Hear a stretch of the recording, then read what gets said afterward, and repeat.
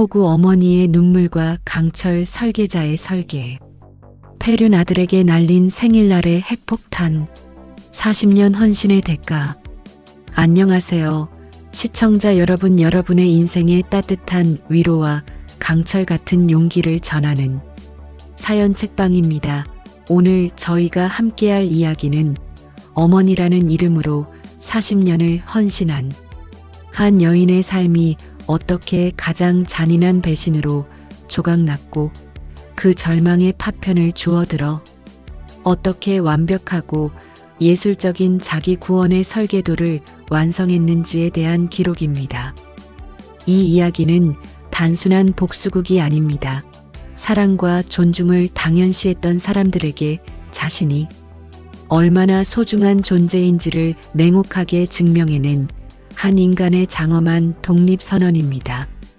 우리가 흔히 모성애라고 부르는 숭고한 희생이 어떤 이들에게는 쉽게 이용할 수 있는 자원 혹은 호구의 낙인으로 전락할 수 있다는 잔혹한 현실. 오늘 사연의 주인공 64세 김정희 여사는 바로 그 비극의 한가운데서 모든 것을 잃었습니다.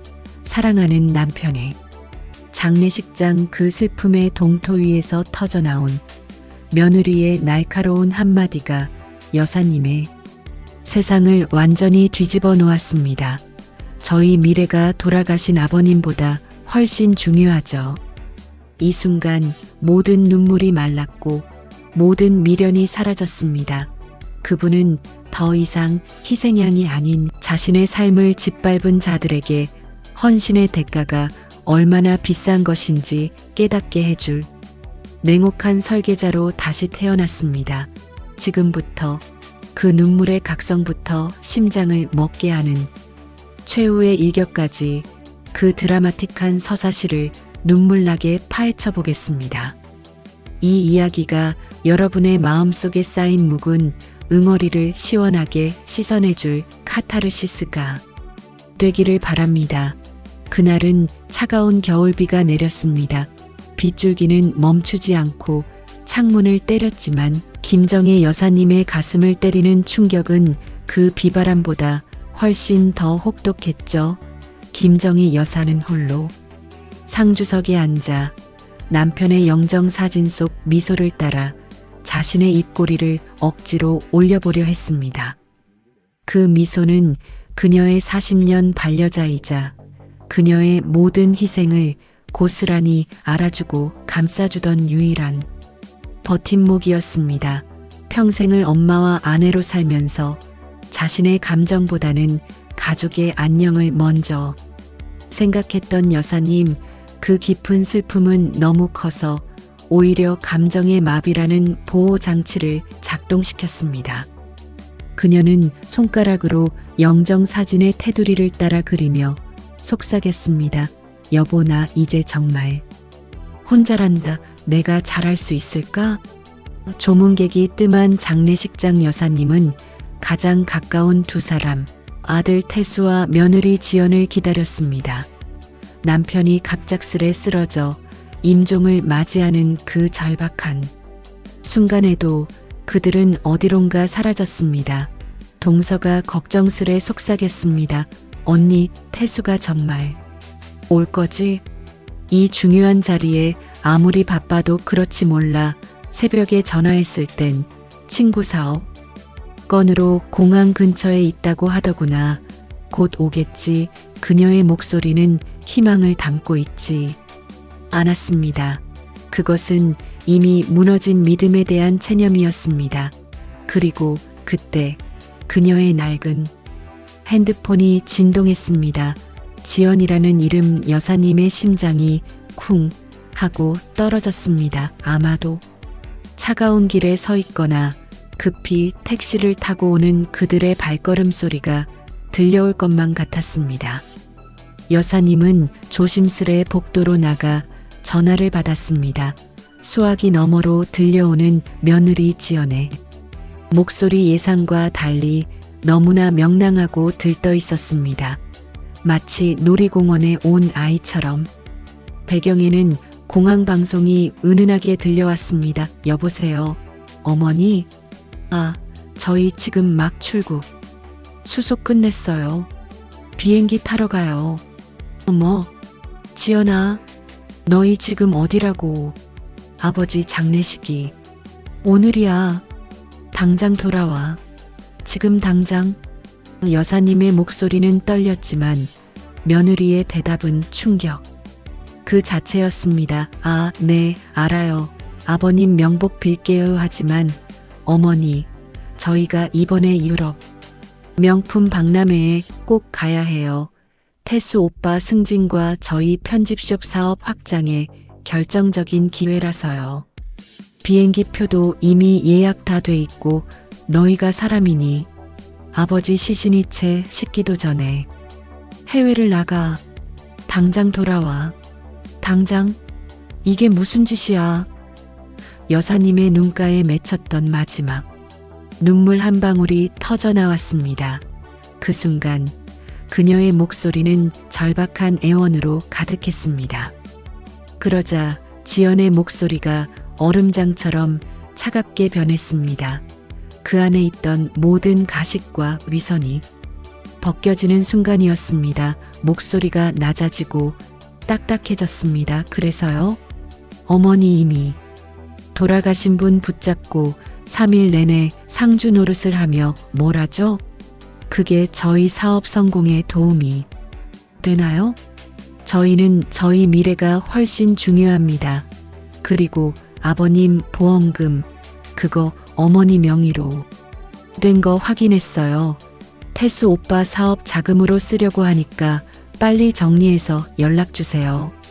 저희 이번 일 잘 돼서 돌아오면 그때 받아야 하니까요. 저희 미래가 돌아가신 아버님보다 훨씬 중요하죠. 보험금 빨리 정리해서 연락 주세요.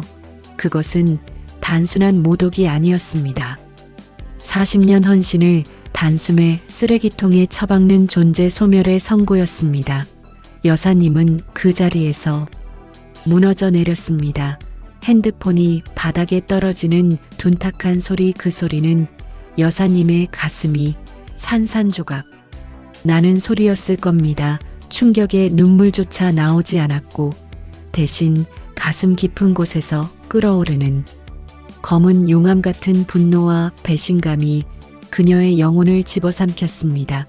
그녀는 벽을 짚고 서서 숨을 헐떡였습니다. 내가 평생 무슨 짓을 한 거지? 이게 나에 대한 대가인가? 그때 그녀는 깨달았습니다.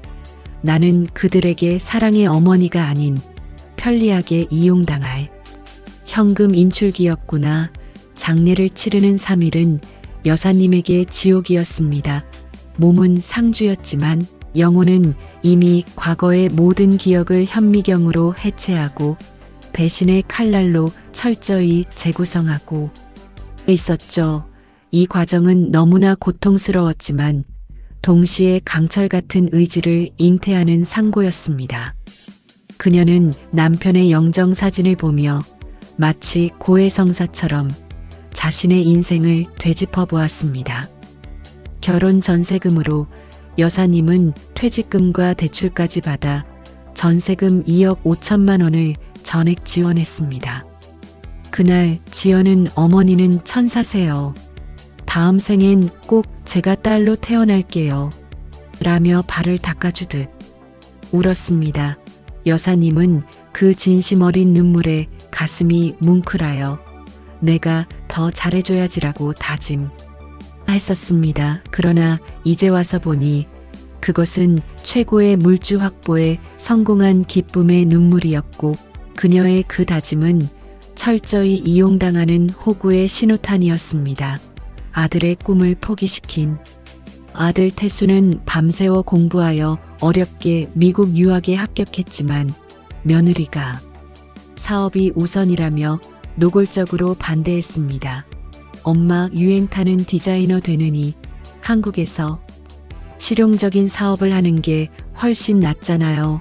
결국 여사님은 남편의 노후 자금까지 깨어 2억 원을 사업 자금으로 대주었습니다. 태수는 그때 엄마 지연이 말대로 우리 가족이 돈독하게 함께 있는 게 중요하잖아라고 했습니다. 여사님은 아들의 착한 마음이라 생각했지만 이제 그것은 자기 꿈을 버린 비겁한 체념이자 아내가 시키는 대로 행동하는 무기력함으로 보였습니다. 지연 친정아버지가 중병으로 쓰러지자 다음 생에 딸 맹세하던 지연은 사업이 막막한데 어떻게 병간호를 해요? 라며 허둥댔습니다. 여사님은 친딸처럼 6개월간 병원에 상주하며 병간호를 도맡았습니다. 지연은 그때 울며 어머니, 정말 저한테는 친정엄마보다 더 귀한 분이세요. 다음 생에는 제가 반드시 어머니 딸로 태어날게요. 라고 했습니다.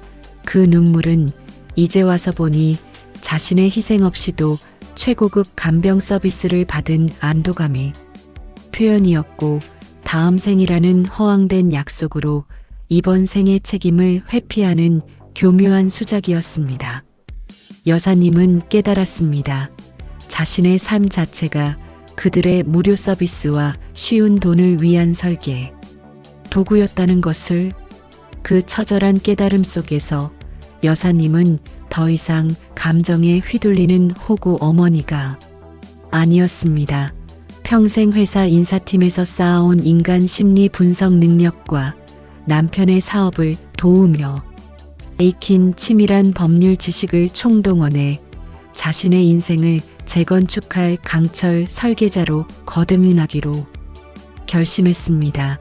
그녀는 수첩을 꺼내 헌신의 대가라는 제목으로 복수의 청사진이 아닌 자신의 인생을 되찾기 위한 자기 구원 프로젝트의 계획을 하나둘 적어 내려가기 시작했습니다. 장례식 후 유럽에서 돌아온 아들 태수의 첫마디는 사과가 아닌 뻔뻔한 변명과 요구였습니다. 엄마 미안해, 근데 비행기 표 환불도 안 되고 이번 계약이 내 승진에 결정적이었어. 엄마도 지연이 사업 성공하라고 돈 대줬잖아. 우리도 우리 살 길 찾아야지. 그 순간 여사님의 마음속에서 40년간 쌓아 올렸던 모성이라는 탑이 산산조각 났습니다. 하지만 그 파편들은 더 이상 눈물이 아니라 강철처럼 단단한 결의로 다시 뭉쳐졌습니다. 내 복수는 단순히 재산을 지키는 데서 끝날 수 없다. 내가 그들에게 베푼 모든 헌신이 그들의 목을 죄는 최후의 족쇄였음을 깨닫게 해야 한다. 그들이 가장 소중히 여기는 돈과 미래를 무너뜨려 스스로가 얼마나 탐욕스러운 죄인인지 보게 만들어야 한다. 복수는 감정으로 시작되지만 오직 냉혹한 이성으로만 완벽하게 마무리될 수 있습니다. 김정희 여사님은 곧바로 대한민국에서 가장 날카롭고 승률 높은 가사채권 전문 변호사 강혜인 변호사를 찾아갔습니다. 그녀의 사무실은 차갑고 모던했으며 모든 서류가 정확하게 정리된 그 공간 자체가 이성의 영역임을 말해주었습니다. 강 변호사는 여사님이 들고 온 40년간의 헌신 기록과 동서가 몰래 녹음해준 장례식장 통화 음성 파일을 보며 경악했습니다. 여사님, 이건 명백한 정신적 학대에 해당합니다. 법은 이런 불의를 반드시 바로잡아야 합니다. 김정희 여사님의 지시에 따라 강 변호사는 다음과 같은 3단계 법적 이중덫을 설계했습니다. 최종 방어선으로 폐륜을 명시한 유언장 공증, 남편의 유언장을 재정비하고 아들 태수의 장례식 불참 및 보험금 요구 행위를 상속 결격 사유의 강력한 증거로 명시해 공증했습니다. 이는 상속 재산에서 태수를 완전히 배제하기 위한 최후의 비수였습니다. 지금까지 지원한 증여금 전체를 강제 집행 가능 대여금으로 법적 성질을 변경하는 작업에 착수했습니다. 당시의 은행 송금 기록과 가족들 앞에서 갚기로 했다는 말을 들었다는 증언 확보 작업이 병행되었습니다. 그리고 앞으로 줄 자금은 즉시 강제 집행력이 있는 공정증서를 통해 제공하기로 했습니다. 이는 그들의 재산에 언제든 족쇄를 채울 수 있는 최고급 무기였습니다. 남편의 보험금 7억 원은 이미 여사님 명의로 안전하게 확보되었습니다. 여사님은 여기서 멈추지 않고 12억 원의 자택을 담보로 추가 대출 3억 원을 확보했습니다. 이 돈은 곧 그들의 새 집을 사주는 달콤한 미끼이자 그들의 모든 것을 한 번에 앗아갈 핵심 담보가 될 예정이었습니다. 모든 법적 장치가 완벽해지자 여사님은 완벽한 연기를 시작했습니다. 그녀는 아들 부부 앞에서 남편을 잃은 충격으로 재산 관리에 무능해지고 아들 부부에게 의존할 수밖에 없는 불쌍한 호구 어머니로 변신했습니다. 그녀는 일부러 금융 관련 뉴스를 보며 이게 무슨 말이야 중얼거렸고 복잡해 보이는 공과금 고지서를 태수에게 가져가 엄마 대신 봐줘라고 조르기도 했습니다. 태수야, 지연아, 엄마가 너무 무섭고 외롭다. 아버지 가시고 나니 세상이 온통 캄캄해. 엄마가 가진 재산 너희가 잘 관리해줘야 엄마도 안심하고 살 수 있을 것 같구나. 이 연기는 그들의 경계심을 완벽하게 무너뜨리고 어머니의 재산을 우리 마음대로 할 수 있다는 탐욕의 스위치를 켜게 만들었습니다. 태수와 지연은 서로를 보며 의미 있는 미소를 나누었고 그들의 눈빛에는 이제 모든 게 우리 손안에 있다는 안도감과 교만이 스쳤습니다. 며칠 후 그들이 찾아왔을 때 여사님은 눈물을 훔치며 충격적인 이야기를 꺼냈습니다. 얘들아, 엄마가 아버지 보험금으로 목돈이 생겼는데 아버지가 생전에 아끼던 친구가 연 수익률 20%짜리 고급 부동산 사모 펀드를 소개해줬단다. 엄마 거기다 6억 원을 투자하기로 했어. 이 돈으로 노후에 여행 다니면서 살려고 6억 원. 그들이 탐내던 금액의 대부분이 자신들의 통제 밖으로 영원히 사라질지도 모른다는 공포로 태수와 지연의 얼굴이 순식간에 탐욕과 불안으로 일그러졌습니다. 지연은 태수의 소매를 잡아 끌며 어떻게 우리 돈 날아가고 있어 라고 속삭였습니다. 이 기회를 놓치면 안 된다. 덫은 이미 놓였고 그들은 스스로 걸어 들어오고 있었습니다. 김정희 여사님은 기다렸습니다. 탐욕은 조급함과 불안을 낳고 그 조급함이야말로 이 덫을 완성시키는 최강의 심리 무기라는 것을 알고 있었기 때문이죠.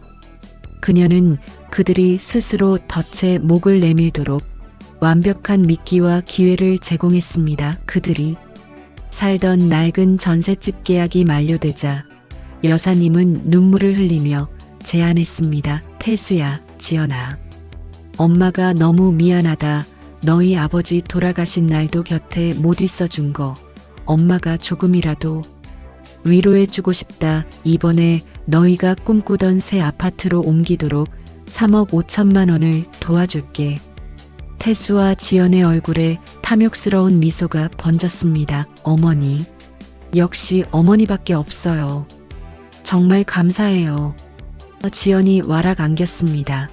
그들은 바로 다음 주말부터 아파트 시장을 뛰어다니기 시작했고 마음에 드는 아파트를 곧장 찾아 여사님께 사진을 보여주며 신났습니다. 여사님은 그들을 안심시키며 마지막 쐐기를 박았습니다. 대신 지연이 너 사업 잘 되면 이 돈은 엄마 노후 자금으로 꼭 갚아야 한다. 변호사 선생님이 그러시는데 형식적으로라도 공정증서라는 것을 작성해야 나중에 문제가 없대. 너희도 법적으로 안전할 테니 걱정 말고. 사인하렴. 무이자 3억 5천만 원이라는 달콤한 미끼와 형식적이라는 말에 취한 그들은 서둘러 변호사 사무실로 가서 서류에 서명했습니다. 그들이 서명한 것은 단순한 차용증이 아니었습니다. 3억 5천만 원 즉시 강제 집행 공정증서였으며 그들의 새 아파트는 이제 여사님의 채권을 위한 가장 값비싼 담보가 되는 순간이었습니다. 그들의 미래는 완벽하게 여사님의 손안에 들어왔습니다. 그들은 서명하면서도 그 종이 한 장이 자신들의 인생을 조종하는 족쇄가 될 줄은 꿈에도 모르고 있었습니다. 여사님은 지연을 따로 만나 커피를 마셨습니다. 지연아, 내 사업체 라듐에 요즘 많이 힘든 것 같더라. 엄마가 투자한 2억 원 때문에 혹시 부담되는 건 아니지? 괜찮아. 하지만 엄마도 노후 계획을 세워야 해서 내년 말까지는 원금 상환 계획을 좀 구체적으로 세워줄 수 있겠니? 부드럽지만 구체적인 상환 요구에 지연의 얼굴은 하얗게 질렸습니다. 그들의 사업체는 이미 자금난에 시달리고 있었고 이번 유럽 출장도 실질적인 성과보다는 도피와 기회의 추구에 가까웠습니다. 여사님은 그들의 스트레스와 불안을 최고조로 끌어올렸습니다. 지연은 그날 밤 태수와 어머니가 왜 갑자기 그런 소리를 하시지? 설마 무슨 생각이 있는 거야? 라며 불안해했지만 태수는 에이, 엄마가 무슨 생각을 하겠어. 그냥 노후 걱정이셔서 그런 거지라며 무시했습니다. 몇 달 후 복수의 하이라이트를 위한 마지막 연극이 펼쳐졌습니다. 그녀는 태수에게 통곡하는 목소리로 전화를 걸었습니다. 마치 영혼이 무너진 듯한 절규였습니다. 그녀는 일부러 목소리를 떨게 하고 말을 더듬게 하며 완벽한 피해자의 역할을 소화해냈습니다. 태수야, 엄마. 그 부동산 펀드가 사기였대. 6억 원을 다 날린 건 둘째 치고 엄마가 거기 보증을 섰다는구나. 우리 집까지 강제 경매당하게 생겼어. 엄마 이제 길거리에서 살아야 해. 흐흥. 뭐 6억을 다 날렸다고요. 엄마 미쳤어요.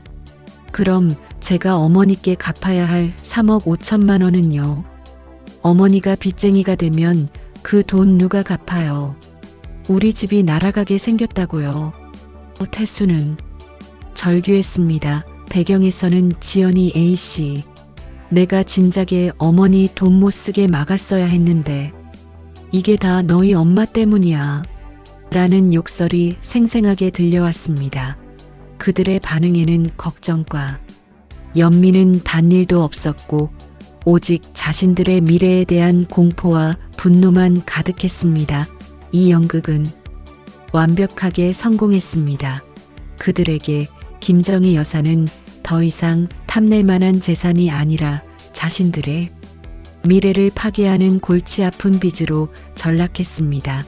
그들은 그녀를 피하기 시작했고 어머니의 안위보다는 어머니에게 물려줘야 할 빚에 대한 공포에 사로잡혔습니다. 덫은 완벽하게 조여들었습니다. 이제 모든 것은 그 최후의 무대를 기다릴 뿐이었습니다. 그리고 마침내 대망의 디데이, 김정희 여사님의 65번째 생일이 찾아왔습니다. 그녀는 동해안이 내려다 보이는 가장 호화로운 호텔 연회장을 통째로 빌려 수많은 친척과 지인들을 초대했습니다. 이들은 단순한 하객이 아닌 여사님의 인생 리부팅 선언을 지켜볼 증인이었습니다. 연회장은 화려한 꽃 장식과 은은한 조명으로 가득했지만 그 안에는 무거운 긴장감이 흘렀습니다. 태수와 지연은 얼굴에 핏기 없이 초조하게 앉아 있었습니다. 그들은 이 호화로운 자리가 6억 사기로 빚더미에 앉은 어머니에게 어울리지 않는다고 수군댔지만 동시에 마지막으로 어머니의 재산을 챙길 기회일지도 모른다는 미련도 버리지 못했습니다. 그들은 언제 여사님이 빚 문제를 꺼내들지 집을 경매당할지도 모른다는 협박을 할지 불안에 떨고 있었습니다. 식사가 무르익었을 때 태수가 용기를 내어 착한 아들 연기를 시작했습니다. 엄마, 저희가 마음이 아파서요. 그 사기 사건 저희가 어떻게든 어머니 도와드릴 방법을 찾을게요. 하지만 솔직히 3억 5천만 원은 너무 무리예요. 저희도 집 때문에 불안해서 밤잠을 설쳤어요. 어머니가 저희한테 해주신 게 얼마나 많은데 저희를 이렇게까지 궁지로 몰아야 해요. 가족끼리 너무하시는 거 아니에요? 그들의 입에서 또다시 가족이라는 단어와 은혜가 아닌 당연한 권리를 요구하는 목소리가 터져나왔습니다. 그 순간 연 회장의 큰 문이 열리고 강혜인 변호사가 정확히 그 시간에 맞춰 검은색 수트를 차려입고 차가운 위엄을 풍기며 걸어 들어왔습니다. 모든 하객의 시선이 그녀에게로 쏠렸습니다. 안녕하십니까? 김태수 씨, 박지연 씨. 저는 김정희 여사의 법률 대리인 강혜인 변호사입니다. 두 사람의 얼굴은 이제 완전히 새파랗게 질렸습니다. 엄마, 이게 무슨 짓이에요? 엄마도 지금 사기당해서 힘들다면서요. 왜 변호사가 여기 와요? 태수가 소리쳤습니다. 지연은 입을 딱 벌린 채 상황을 파악하지 못하고 허둥댔습니다. 김정희 여사는 자리에서 천천히 일어났습니다. 그녀의 얼굴에는 더 이상 호구 어머니의 온화한 미소나 눈물 자국이 없었습니다. 오직 강철 같은 단호함과 냉혹한 위엄만이 빛났습니다. 그녀의 목소리는 낮고 맑았으며 연 회장 구석구석까지 명확하게 전달되었습니다. 변호사, 너희들처럼 예의 없고 탐욕스러운 사람들에게 엄마라고 불릴 자격이 저한테 있다고 생각해? 그녀의 낮고 차가운 목소리는 연 회장 전체를 정적에 빠뜨렸습니다. 하객들은 숨을 죽이고 이 극적인 전개를 지켜보았습니다. 너희들은 내 남편의 장례식장에 오지도 않았고 그 자리에서 보험금을 요구했어. 나는 40년간 너희들에게 엄마라는 이름으로 모든 것을 바쳤어. 내 꿈, 내 돈, 내 시간, 내 건강까지. 너희들은 그 모든 것을 당연한 권리이자 쉽게 이용할 수 있는 자원의 금덩어리로 여겼어. 지연이 울먹이며 어머니, 그런 뜻이 아니었어요.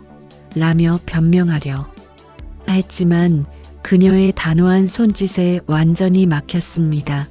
입 다물어요. 나는 당신들이 나를 빚쟁이로 골치 아픈 짐으로 여기도록 완벽하게 속였습니다. 6억 원 사기 연극, 공정증서, 모든 것은 제 설계였습니다. 그래야 너희들이 스스로의 탐욕으로 이 덫에 걸어 들어올 테니까. 강 변호사는 서류 뭉치에서 3장의 문서를 꺼내 테이블 위에 펼쳤습니다. 그것이 40년 헌신에 대한 최종 영수증이었습니다. 대여금 계약 및 즉시 강제 집행 공정증서는 6억 5천만 원. 즉시 상환 명령 불이행 시 현 거주 아파트 강제 경매 신청과 폐륜적 행위인 장례 불참, 재산 요구를 이유로 아들 김태수의 법적 상속권 박탈. 모든 재산은 김정희 여사에게 귀속된다고 적혀 있었습니다. 박지연 사업체 라퓨메에 대한 채무 변제 요구 및 법적 감사 통지서엔 2억 원 원금 상환 및 사업체 재무 구조에 대한 즉시 감사 요구서가 첨부되었습니다. 그들의 눈에는 이제 파국만 보였습니다. 그들이 가장 소중히 여기던 미래는 순식간에 6억 5천만 원의 빚더미와 법적 소송으로 뒤덮인 절망이 폐허가 되었습니다. 태수는 서류를 훑어보며 손가락이 파르르 떨렸고 지연은 이럴 순 없어 중얼거리며 자리에서 털썩 주저앉았습니다. 엄마, 이건 너무하잖아요. 저는 아들이에요. 저에게 이러실 수 없어요. 태수가 테이블을 치며 울부짖었습니다. 그의 얼굴에는 분노와 절망 그리고 이해할 수 없다는 표정이 뒤섞여 있었습니다. 김정희 여사는 자리에서 일어나 주저앉은 그들을 내려다보며 평생 참아왔던 울분과 단호함을 마지막 한마디에 담아냈습니다. 그녀의 눈에는 이제야 비로소 온전한 자유와 평화가 스멀스멀 피어오르고 있었습니다. 너무해. 나는 평생 너희들에게 착한 어머니 노릇을 하며 헌신했어.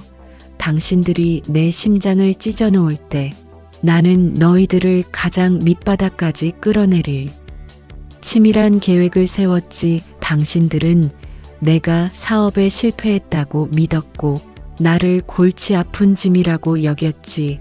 이제 그 짐이 당신들의 목을 옥죄는 법적 족쇄가 될 것이다. 그녀는 레스토랑이 떠나가라 힘있고 냉정한 목소리로 마지막 선언을 했습니다. 너희들 아버지 장례식 날 내 가슴을 찢어놓은 그 말, 저희가 가서 뭐하죠? 라고 했지? 이제 내가 그 대답을 해주겠다. 그래서 이미 너희들은 모든 것을 잃었어. 너희들이 여기서 할 게 없어. 이젠 나를 찾지 마. 너희들의 미래가 나보다 중요하다고 했으니 이제 미래는 너희들 스스로 책임져야 할 것이다. 법적 소송은 모두 강 변호사를 통해 진행하니 나 김정희는 오늘부로 너희들의 어머니를 그만둔다. 그녀는 주저앉은 아지 부부의 절규와 경악하는 친척들의 시선을 뒤로하고 강 변호사와 함께 당당하게 연회장을 나섰습니다. 밖에서는 그녀의 새로운 인생을 축복하듯 맑고 푸른 동해의 햇살이 그녀를 따스하게 감싸 안고 있었습니다. 그 후 여사님은 변호사를 통해 모든 연락을 차단했습니다. 아들 부부의 애원과 눈물, 모든 것은 이제 소음에 불과했습니다. 그들은 한때 어머니의 사랑을 등쳐먹었듯 이제는 어머니의 냉혹함 앞에서 속수무책으로 무너져 내렸습니다. 공정증서의 힘은 강력했습니다. 그들은 집을 잃지 않기 위해 필사적으로 빚을 갚기 시작했습니다. 태수는 회사에서 야근과 주말 근무를 전전했고 지연의 사업체 라퓨메는 결국 부도로 문을 닫았으며 그들의 소중한 미래는 6억 5천만 원의 빚과 함께 처참하게 추락했습니다. 그들은 서로를 원망하며 살아가는 자신들이 만들어낸 지옥에서 하루하루를 버티고 있습니다. 김정희 여사님은 그 모든 혼란을 뒤로하고 삼척 원덕 작은 바닷가 마을에 아담하고 예쁜 카페 정희의 아침을 열었습니다. 그녀는 그곳에서 커피 내리는 법을 배우고 바다를 보며 책을 읽고 진정한 대화를 나누는 이들과 친구가 되었습니다. 카페 벽에는 그녀가 직접 그린 동해의 풍경화가 걸려 있고 책장에는 가동한 읽고 싶었던 여행기와 시집들이 가득합니다. 그녀는 더 이상 누구의 아내, 누구의 어머니가 아닙니다. 그녀는 오롯이 김정희 그 자체입니다. 가끔 장례식장의 그날이 생각날 때면 그녀는 햇살 가득한 카페 창가를 바라보며 잔잔하게 미소 짓습니다. 그날의 처절한 배신과 고통 없었다면 그렇게나 강인하고 주체적인 나를 영원히 찾지 못했을 테니까요. 그녀는 남편의 영정 사진을 카페 조용한 구석에 모셔두었습니다.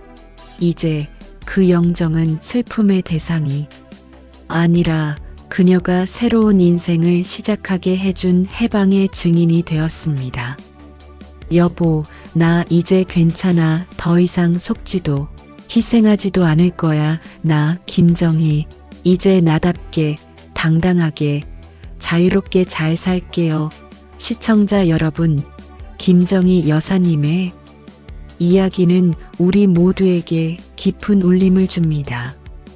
가족에게 베푸는 사랑과 헌신이 결코 나를 짓밟을 수 있는 약점이나 이용 가능한 자원이 되어서는 안 된다는 것을요. 진정한 가족의 의미는 혈연이 아닌 존중과 배려 위에 세워져야 합니다. 만약 여러분의 삶에서도 불필요한 짐을 짊어지고 있다면 이 이야기가 나는 더 이상 호구가 아니다라고 선언할 수 있는 용기가 되기를 바랍니다.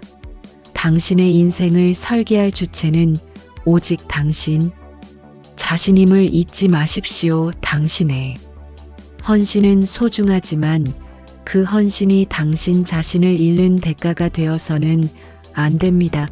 오늘 이야기가 여러분의 가슴을 울렸다면 좋아요와 구독, 알림 설정 부탁드립니다. 여러분의 소중한 생각과 경험을 댓글로 나누어 주신다면 서로에게 큰 위로와 용기가 될 것입니다. 그럼 다음번에도 더 깊이 있고 감동적인 이야기로 찾아뵙겠습니다. 여러분 오늘도 행복하세요. 감사합니다.